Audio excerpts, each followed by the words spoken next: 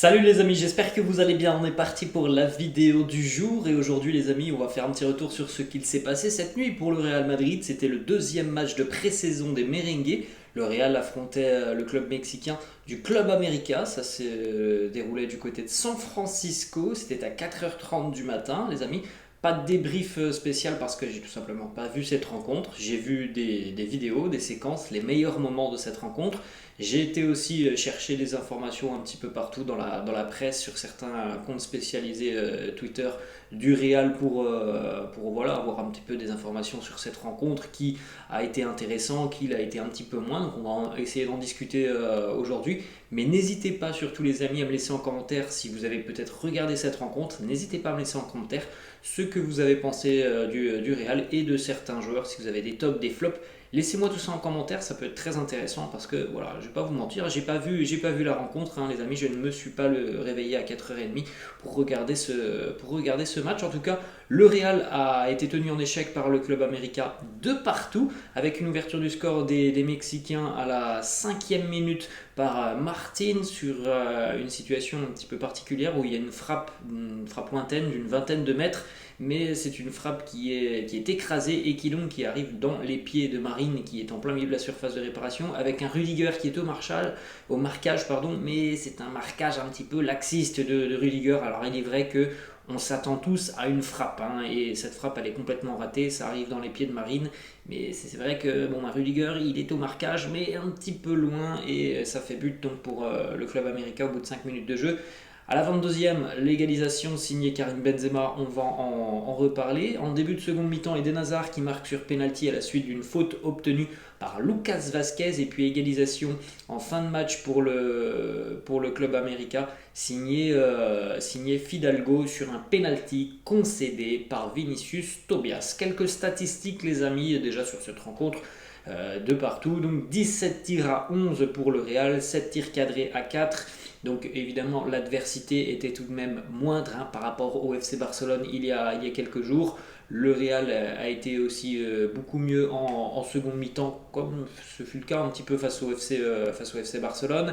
Après il y a eu encore voilà, beaucoup d'hésitations, notamment défensivement. Regardez déjà les statistiques du début de match, ça a été très très compliqué. Les 15 premières minutes de cette rencontre où le Real est passé complètement à côté de son sujet sur le premier quart d'heure de cette rencontre, où ils ont été tout simplement dominés. Il y a eu l'ouverture du score des Mexicains, 5 tirs à 0 sur les 15 premières minutes de cette rencontre. Après, évidemment, les Merengues sont entrés dans leur rencontre et le duel s'est équilibré et a même tourné en faveur du Real sur l'ensemble de la rencontre.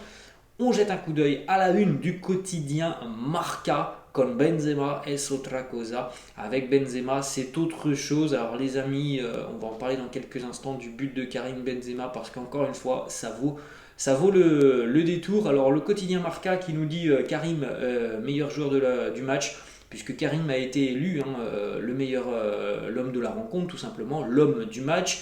Et Eden Hazard qui a marqué et qui a montré aussi des choses plutôt intéressantes sur cette rencontre où il a joué en seconde mi-temps. Une bonne partie du Real Madrid qui aujourd'hui a fonctionné avec Casemiro, Kroos et Modric, donc le milieu traditionnel, même si voilà, pour certains ce fut un petit peu plus compliqué que pour d'autres aujourd'hui. Donc voilà ce que l'on peut retenir aujourd'hui, avec aussi les débuts de Vinicius Tobias. Vous pouvez jeter un petit coup d'œil les amis donc à la composition d'équipe du Real, en tout cas la composition d'équipe notamment de la première mi-temps. Évidemment il y a eu encore beaucoup de changements à la mi-temps. En tout cas en première mi-temps on retrouvait André Lunin, Rudiger en charnière accompagné de Nacho, Lucas Vazquez côté droit, Ferland Mendy côté gauche, Casemiro, Kroos et Modric. Et puis donc en attaque Vinicius à gauche, Benzema et Marco Asensio. Alors de ce que j'ai pu lire dans certains quotidiens, on note notamment la très très belle prestation de Nacho. On note aussi la prestation convaincante de Ferland Mendy, la prestation qui a aussi été assez convaincante notamment de la part de Toni Kroos, qui a été visiblement le milieu de terrain le plus en vue au détriment de Casemiro et de Modric. La belle entrée, hein, et le beau retour de Karim Benzema.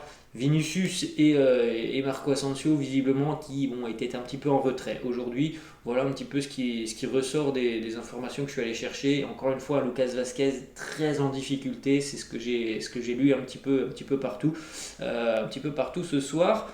Vous pouvez jeter un petit coup d'œil les amis juste à côté de moi. Ça c'était donc le 11 qui était aligné au début du match par Carlo Ancelotti, avec donc déjà premièrement cette photo, ce but de Karim Benzema. Donc là c'est la frappe de Karim qui amène le but.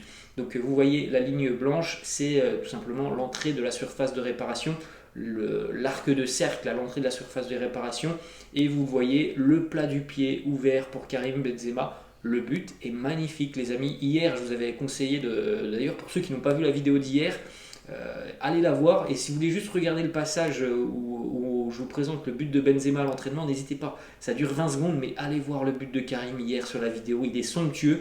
Et là, ce premier but de l'année donc pour Karim, il est aussi magnifique. 1-2 avec Marco Asensio, Karim qui va envoyer un délice enroulé dans le petit filet opposé de Memo Ochoa. Véritablement un but somptueux de Karim pour son premier de la saison. Il n'a rien perdu pendant cet été. Les amis, vous pouvez retrouver évidemment des vidéos de cette rencontre sur YouTube. Il y a déjà des résumés qui sont publiés. Le but est tout simplement magnifique de la part de Kabenwebe. On poursuit les amis avec plusieurs déclarations. Premièrement, Carlo Ancelotti qui s'exprime donc sur le retour de Karim. Il nous dit « Il va bien, son retour a été bon, il est en pleine forme, je suis très content de son match. » Et globalement, c'était mieux que le premier match pour le Real. Évidemment, bon, on est en train de monter en puissance. L'objectif, les amis, c'est d'être au mieux dans quelques jours maintenant pour la Super Coupe face à l'Eintracht Francfort. Alors, comme on l'a dit aussi, c'est vrai que l'adversité était tout de même un petit peu moindre que face au FC Barcelone. Donc, il y a des choses positives, il y a aussi des choses sur lesquelles il va falloir travailler. Il y a encore pas mal de petits ajustements défensivement, mais c'est sûr que voilà, ces matchs amicaux sont aussi l'opportunité de tester des choses, d'essayer des choses, et c'est pour ça aussi peut-être qu'il n'y a pas forcément toujours ce liant partout dans cette équipe, parce qu'on essaye beaucoup de choses. Ensuite, une déclat de Carlo Ancelotti sur Eden Hazard qui a donc été récompensé d'un but en seconde mi-temps sur penalty et qui a fait son match en seconde mi-temps. C'est les informations que j'ai été chercher. Tout le monde parle d'un match satisfaisant d'Eden Hazard, sans être exceptionnel. Ça a été un match sérieux d'Eden. Hazard faux numéro 9, et bien Carlo qui nous dit dans ces matchs on doit donner des minutes à Eden. On a besoin de lui et j'aime lui donner des minutes. J'ai aussi donné des minutes à Vinicius Tobias parce qu'il est jeune et je pense qu'il est très bon, très sérieux à l'entraînement. Vinicius Tobias qui a eu 25 minutes cette nuit, qui a apporté un petit peu offensivement. On a pu voir déjà que techniquement et par rapport à sa percussion offensive, il y avait quelque chose d'intéressant. Après, comme on le pensait, voilà, c'est un joueur qui doit encore beaucoup progresser tout de même défensivement. C'est un très jeune joueur, il a encore évidemment une grosse marge de progression, mais défensivement il doit progresser, notamment sur le penalty concédé. Ça, c'est évidemment une erreur de jeunesse de venir au contact. Il doit tout simplement s'écarter et voilà, le joueur passe et il n'y aura pas de danger. Voilà, c'est encore une erreur de jeunesse évidemment, donc ça arrive, mais c'est tout de même très intéressant de voir ce genre de joueur sur ce genre de rencontres.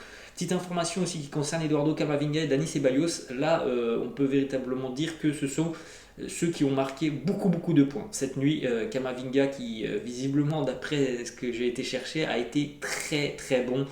Il avait déjà été très à l'aise face au Barça, il avait impressionné, et là visiblement il a été de nouveau très bon cette nuit face au club américain. Et Dani Ceballos aussi a fait une très bonne entrée en jeu en seconde mi-temps. Donc Ancelotti qui nous dit Camavinga et Ceballos se sont très bien comportés sur le terrain à leur entrée en jeu, en changeant de position et en apportant beaucoup d'énergie. Donc voilà, on a vu un Camavinga être très à l'aise, et il en est de même pour Dani Ceballos. Une petite déclat aussi de Carlo par rapport à la prestation d'Aurélien Tchouaméni, qui lui aussi a été un petit peu plus en vue que face au Barça. Il a récupéré les ballons, il s'est projeté aussi un petit peu plus vers l'avant. On l'avait vu face au Barça être beaucoup plus cantonné dans un rôle défensif, tout simplement aussi parce que c'était difficile pour le Real de sortir des ballons proprement.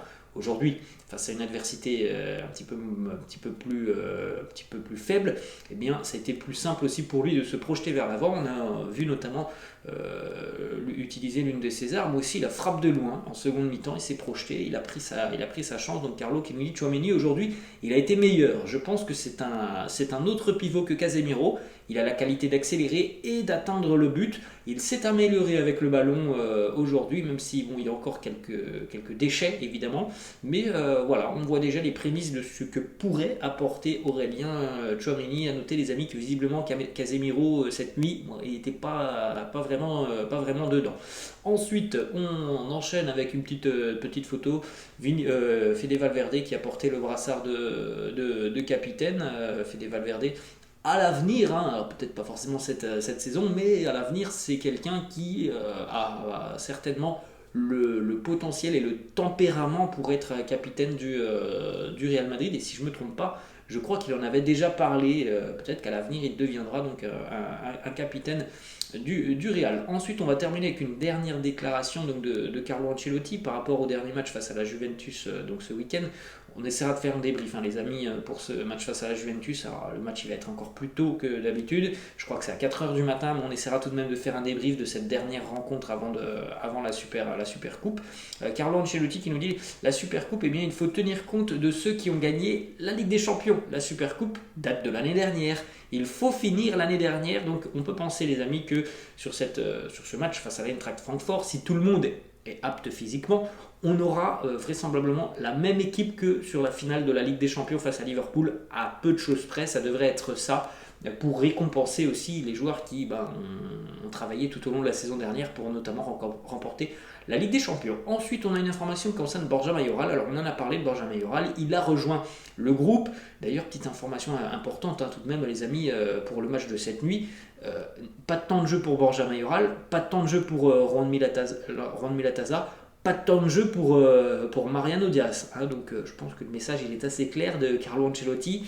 Visiblement, on ne va pas trop compter sur eux cette saison. Une information de l'agent de Borja Mayoral qui nous dit Mayoral fera tout ce qu'il faut pour rester au Real Madrid, mais il a besoin de l'accord du club. Il décidera de son avenir à l'issue de la pré-saison. Il y a une offre très importante sur la table, comme on en a parlé hier ou avant-hier.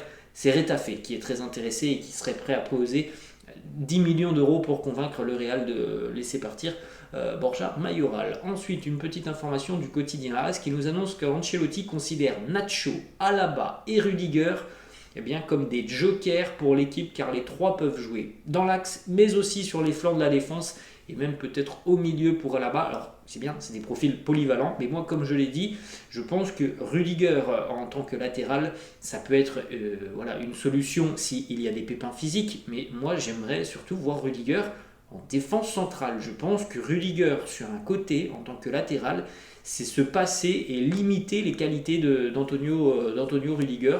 Je pense que c'est le brider tout simplement s'il est utilisé en tant que latéral. Donc j'espère sincèrement que Antonio Rudiger sera en charnière centrale cette saison. On termine avec une dernière information qui concerne ce match face à la Juve ce week-end. C'est Carlo Ancelotti qui l'a confirmé. Dani Carvajal devrait faire son retour pour affronter la Juventus. Donc ça sera dans la nuit de samedi à dimanche à 4h du matin. Voilà les amis, la fin de cette vidéo. Comme je vous l'ai dit, n'hésitez pas à me laisser en commentaire vos impressions si vous avez vu cette rencontre face au club américain. Les amis, je vous laisse et je vous dis à la prochaine. Ciao.